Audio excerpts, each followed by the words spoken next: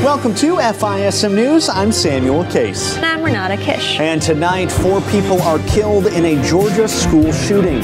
Meanwhile, ABC releases the official rules for next week's debate. And the DOJ accuses Russian media of election interference.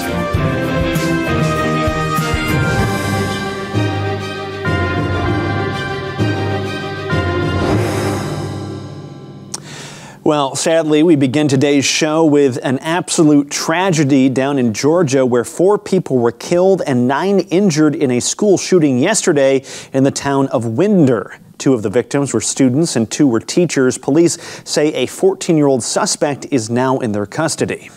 There are 4 individuals who are deceased from this incident, 9 that have been taken to local hospitals with various injuries. Of those that are deceased, 2 are students and 2 are teachers here at the school. The shooter is in custody. He is a 14-year-old student here at the high school. Again, he has been taken into custody.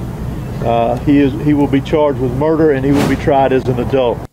The shooter was armed with an AR-style rifle at the time of the shooting. The FBI has since also acknowledged that they received several tips about the shooter last year because he was making threatening posts online. However, no arrest was ever made because they lacked probable cause. Meanwhile, Georgia Governor Brian Kemp offered his condolences, saying he was heartbroken by the incident. This is everybody's worst nightmare. These are our neighbors.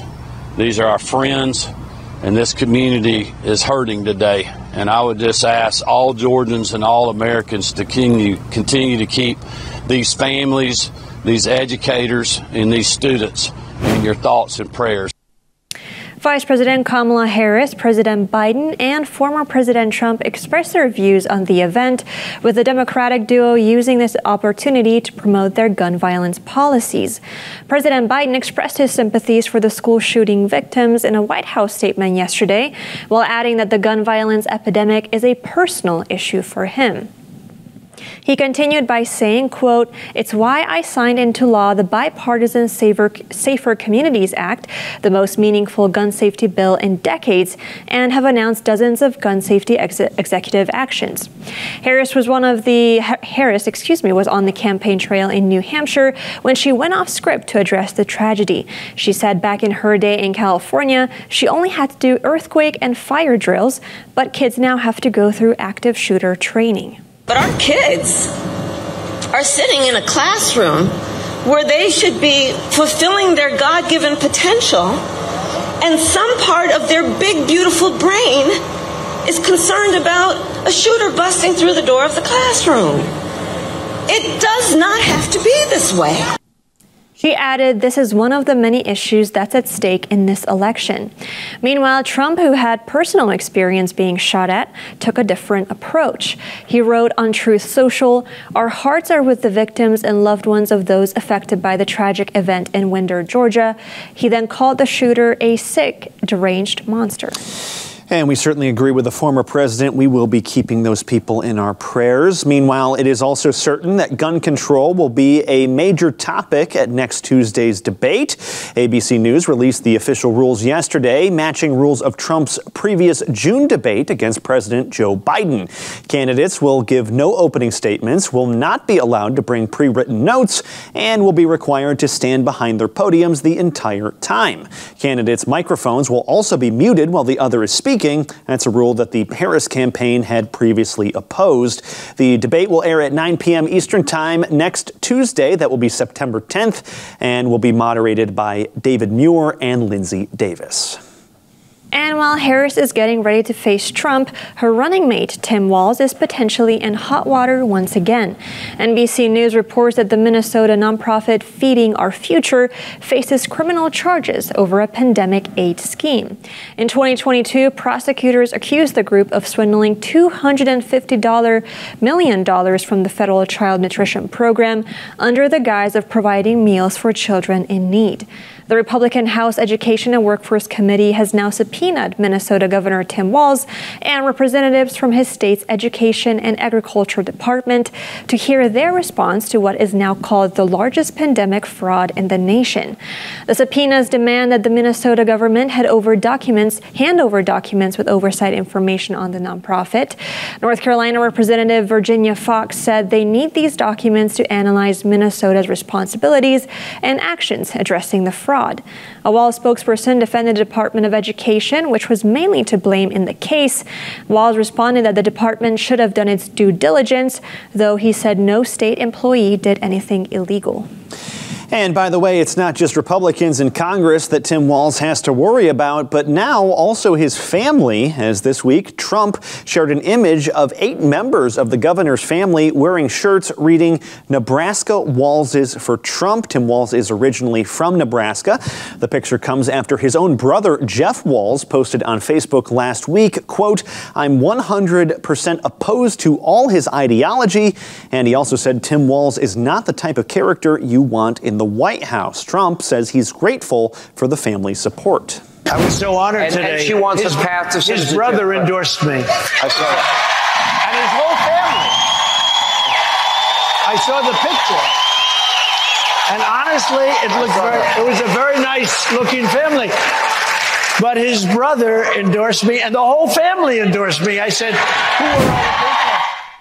This mirrors recent efforts by the Kennedy family to distance themselves from RFK Jr.'s endorsement of Donald Trump. The family called the move a betrayal to the family legacy in a statement last month.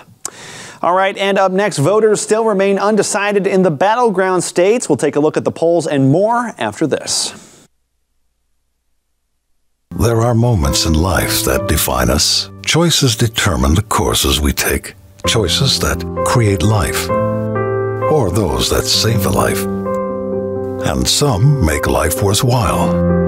There are decisions to stay or to go, to remain the same or to grow. Sometimes we pray and make peace. Other times we take a stand for what we believe. In celebration, mourning, triumph, and defeat, we are invested in every decision we seek. Despite differences, we have one thing in common: the desire to do all for the glory of God. Keep your wallet aligned with your heart and your investments in harmony with your faith. Timothy Plan, biblically responsible mutual funds, ETFs, and retirement plans. Before investing, carefully consider a fund's investment objective, risks, charges, and expenses contained in the prospectus available at timothyplan.com. Read carefully before investing. On the day I found I was pregnant, I was full of emotions and I just was so overwhelmed, and I don't know if I'm ready for this huge life-altering, changing commitment. I had individuals around me not wanting me to have this child. And somehow, and I was driving and I saw the Women's Help Center sign and I immediately turned in. That just took relief off of me, and I was like, you know what? It's gonna be okay. They gave me the confidence and the support that I needed to be able to go out and face the world. First time I held Finnegan, I just lit up with joy. I was so excited. This little boy that I had in my life, he is loving and generous. Watching him just grow and flourish into this incredible human being has just been so rewarding and so uplifting. Looking back, I don't know what I would do without him, because I needed him more than I think he needed me.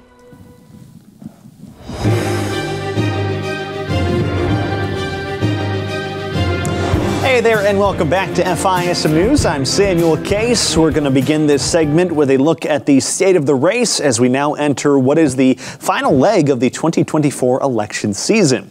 A new CNN poll now shows that 15% of likely voters across 6 swing states are still not sure whether to pull the lever for Donald Trump or Kamala Harris this November. Those states are Arizona, Georgia, Michigan, Nevada, Pennsylvania, and Wisconsin. All of them will play key roles in in deciding who wins the election this year, which, by the way, still remains a dead heat. The Real Clear Politics, or RCP, polling average shows Harris with a 2-point lead nationally and a 0.2% lead in the battleground states, which is basically a tie. Now, despite holding a slight lead on paper, RCP elections analyst Sean Trendy says Harris has plenty of reasons to be concerned. If I'm a Democrat, I'm nervous. Harris has been riding a wave of enthusiasm. She became the Democratic nominee, got a bunch of good news from that, picked her vice presidential candidate, mostly good news from that, had a successful convention, mostly good news from that. It doesn't get better than this. Those events are over, and she's up 2 points. And talking about those polls, the U.S. voters have a choice this November between two very different economic plans. Vice President Kamala Harris calls for more outstanding taxes on the ultra-wealthy and a 28% corporate tax rate. She's earmarked that revenue for stimulating new home construction and funding a homebuyer assistance program. She also wants to expand the child tax credit. In comparison, former President Donald Trump wants more significant tax cuts and an end to taxes on Social Security income. His plan calls for the corporate tax rate to drop to 15%. He's also calling for at least a 10% tariff on all imported goods to stimulate domestic manufacturing. He believes the economy will boom under his policies, saying it will grow by 3% annually. The former president asked voters yesterday to picture a world if he had been in the White House: no inflation and no wars. There's no inflation under Trump. We had no problems. The world was safe. There was no terrorist attacks under Trump. Russia wasn't taking land under Trump. Israel would have never been attacked under Trump. Think of it, all the difference that we'd have. No inflation, no wars. It would be a much different world right now, much better world. A recent Associated Press poll found that 45% of voters agreed Trump handles the economy better, compared to 38% who chose Harris. And speaking of the economy, the Federal Reserve might be looking at even more aggressive rate cuts now that new federal data released just yesterday shows a rapidly cooling labor market. Layoffs jumped in July by 200,000, while job availability dropped by 237,000. There's now only 1.1 open jobs per every unemployed American. That's a rate we've not seen since before the pandemic. The data suggests that the Fed might already be behind in addressing a shrinking job market. The Fed meets in 2 weeks now to discuss rate cuts. And yesterday, the Supreme Court allowed the Biden administration to withhold millions of dollars in maternal health funding from Oklahoma following the state's newly enacted pro-life policy. On Tuesday, Oklahoma sent an emergency request to the Supreme Court asking them to prevent the Biden administration from blocking a $4.5 million HHS grant due to their state's refusal to offer abortion counseling. In 2021, the HHS readopted a policy within their Title X grants that required medical professionals to disclose all options available to pregnant women, including abortions. Oklahoma argues that Title X is ambiguous in imposing abortion counseling or referral requirements, meaning the HHS cannot impose these rules on Title X recipients. The DOJ Solicitor General Elizabeth Prelogar countered the argument by saying that Oklahoma received a Title X grant last year, pledging to comply with the policy. She accused the state of abruptly walking back its promise, which is why the HHS has denied its current grant application. And as abortion is shaping up to be a major topic for this year's election, voters in swing states are still saying they do not want the issue to be left up to the states. According to a new poll from the University of Maryland, a majority of voters from Arizona, Georgia, Michigan, Nevada, Pennsylvania, and Wisconsin say they want some abortion policies and protections at the federal level. Roughly between 60 and 70% of voters said they favor a federal abortion law, regardless of what that standard might actually be. That includes Republicans as well as Democrats, and this comes as Donald Trump, along with his running mate J.D. Vance, have been adamant about leaving the issue up to the states. Vance told NBC News late last month, quote, "We don't want to have a nonstop federal conflict over this issue." And before a short break here, Donald Trump reflects on his own mortality, saying the U.S. needs a religious revival. The 2024 presidential candidate appeared on Russian-American Lex Fridman's podcast earlier this week, where they discussed various topics on politics and culture. When Fridman asked if Trump was afraid of death, the business mogul replied, quote, "I think about it every minute of every day," adding, "It is what it is." But he went on to say that religion would be good for this country. I think our country's missing a lot of religion. I think it really was a much better place with religion. It was almost a guide, to a certain extent it was a guide. You want to be good to people. Without religion, there are no guardrails. I'd love to see us get back to religion, more religion in this country. Trump has heavily courted Christian voters this election season, urging them that if they vote for him now, they wouldn't have to do it anymore because the country will be fixed. And we have plenty more news coming up next. We'll be right back after a moment in history.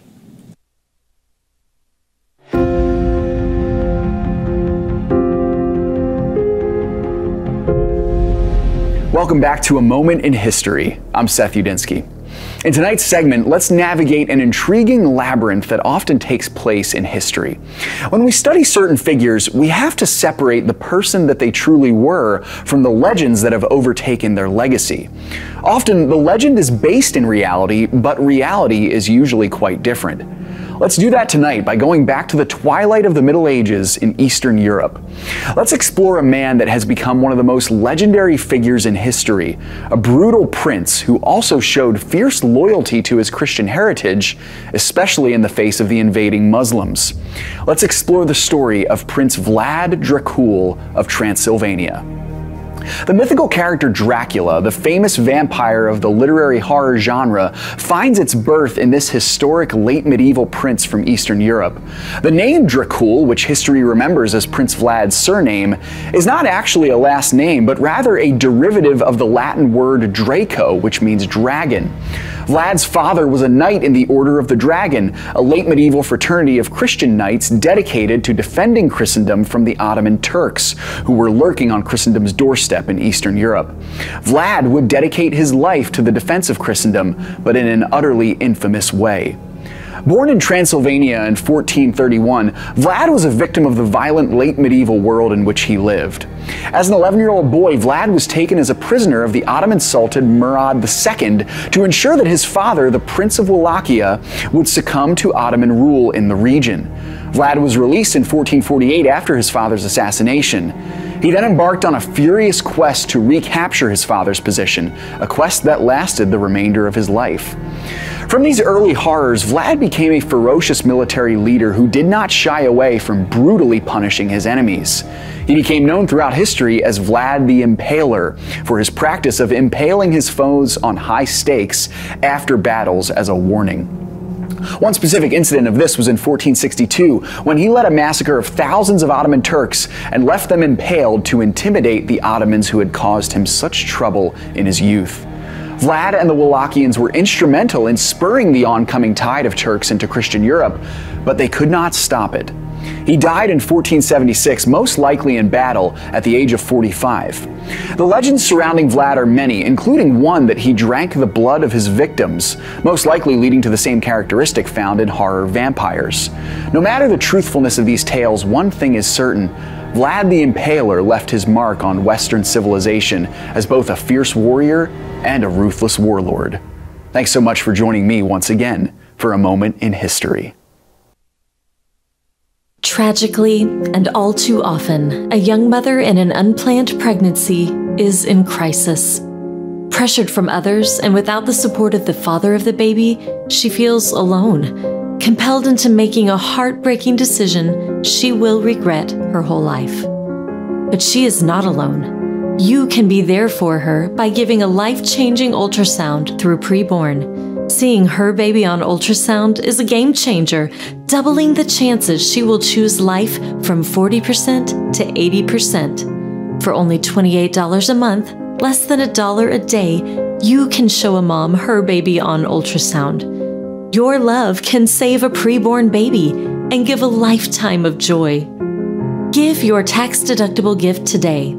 Call pound 250 and say the keyword baby, or donate securely at preborn.org/TV.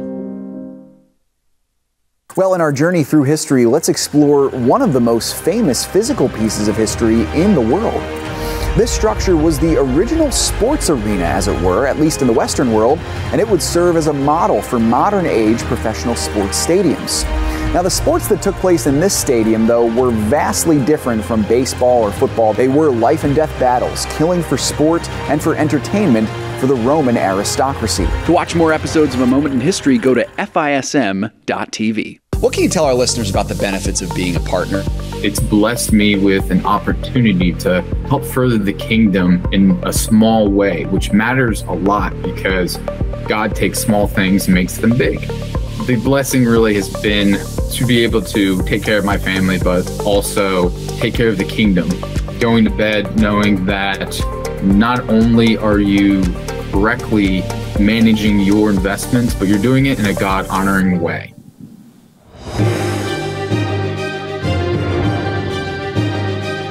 Welcome back to FISM News. I'm Renata Kiss. Well, we're starting with some sad news coming out of Nigeria, where the Boko Haram is suspected in a deadly attack that killed more than 100 villagers in northeastern Nigeria on Sunday. Over 50 Islamic extremists attacked the town, where authorities say they opened fire and set the community ablaze. According to local media, the Boko Haram claimed responsibility. They say the villagers told police about their activities, which resulted in the deaths of several members. State officials gave a lower death toll of 34 from the attack, but villagers say the number didn't include those buried earlier in the week. They also say that many people are still missing. Nigerian President Bola Ahmed Tinubu condemned the attack, but did not discuss any security measures taken. The new president is taking criticism for his inaction to address national violence, despite campaigning on a pledge to end conflict with the Islamic extremists.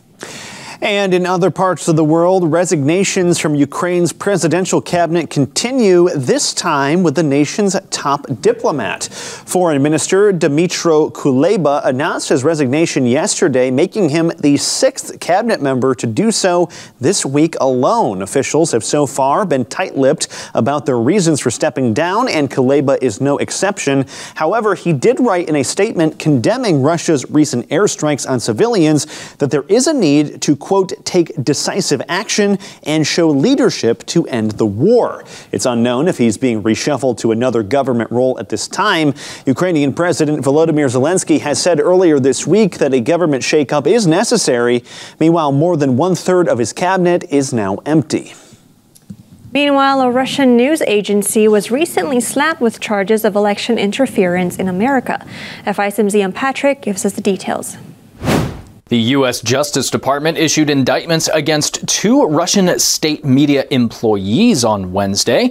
A statement to the press published by the DOJ explains that these indictments are related to accusations of election interference via Russian disinformation campaigns. Quoting Attorney General Merrick Garland, this statement reads, "The Justice Department has charged 2 employees of RT, a Russian state-controlled media outlet, in a $10 million scheme to create and distribute content to U.S. audiences with hidden Russian government messaging." AG Garland further explained the charges during a press briefing on Wednesday. We unsealed an indictment in the Southern District of New York of Konstantin Kalashnikov and Elena Afanasieva, 2 Russian-based employees of RT, a Russian state-controlled media outlet. They are charged with conspiring to commit money laundering and to violate the Foreign Agents Registration Act. Garland explained that the allegations are tied to a media company based out of Tennessee, which was covertly run by RT News.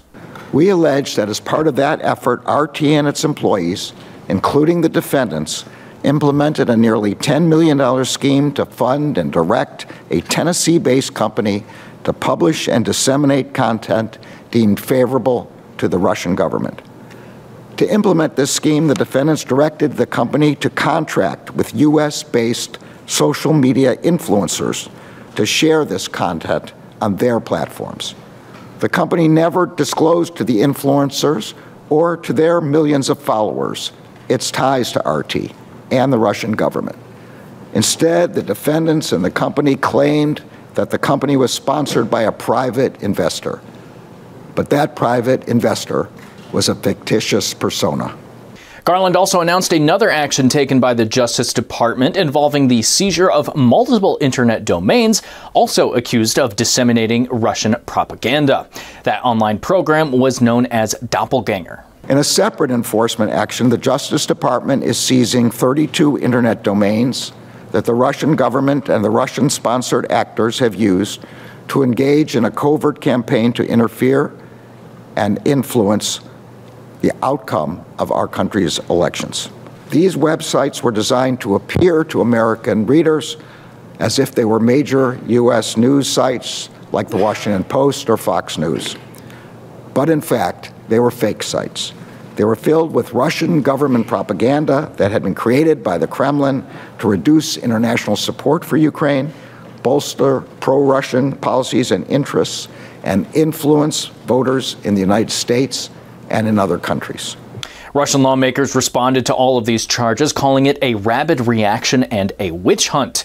They also accused the U.S. of going against its own principles of freedom of speech. The Russian government indicated on Thursday that it would respond to the charges sometime in the near future, but the form of that response is currently unknown. Even RT News responded to the charges in a mocking manner, saying you can count on, quote, death taxes and RT's interference in the U.S. elections. AG Garland reacted to that statement, saying the U.S. is responding accordingly to what he called a deadly serious issue. This is Ian Patrick reporting for FISM News.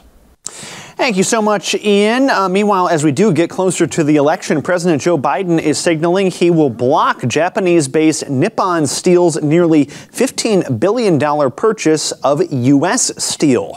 Reports say he's now only waiting for an official committee recommendation before stopping the deal. Earlier this week, Biden said that American steel companies should remain American-owned. Here in Pittsburgh, you're standing with steel workers. Let's be clear.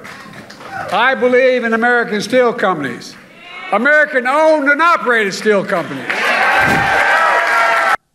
Donald Trump and Kamala Harris also oppose the merger, but there could be some negative results if the deal does fall through. Shares for the company were down 17.5% yesterday following those reports. The CEO also says the company could be forced to close down some of its mills if the sale doesn't happen, resulting in thousands of lost jobs.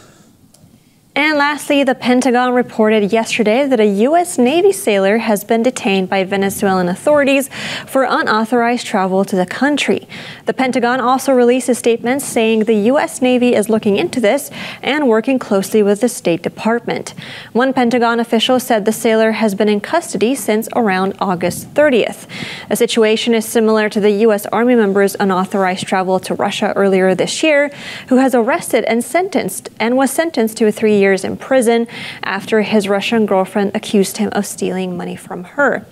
The State Department said yesterday that it would continue monitoring the situation of the detained Navy sailor in Venezuela and made no further comments. Well, so it looks like those tensions with Venezuela are continuing to increase. It's a very unstable time with that country. Definitely. All right, well, that's our program for today. Thank you so much for joining us, and please visit FISMnews.tv for more content. And for any updates until tomorrow's show, be sure to follow us on social media at FISM News, or you can download the FISM app. Thanks so much, and God bless, and we'll see you tomorrow night with more news coverage.